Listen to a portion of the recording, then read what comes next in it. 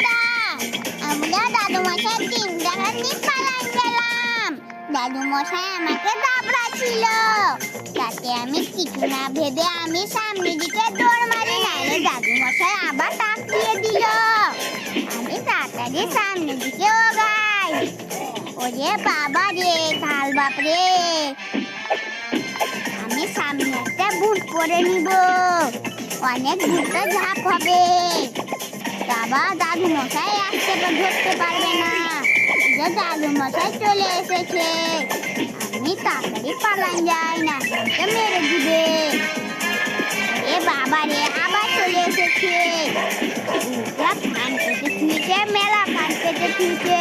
আবার কুকুরটা আমাকে কামড়াবার লেগে কত করছে।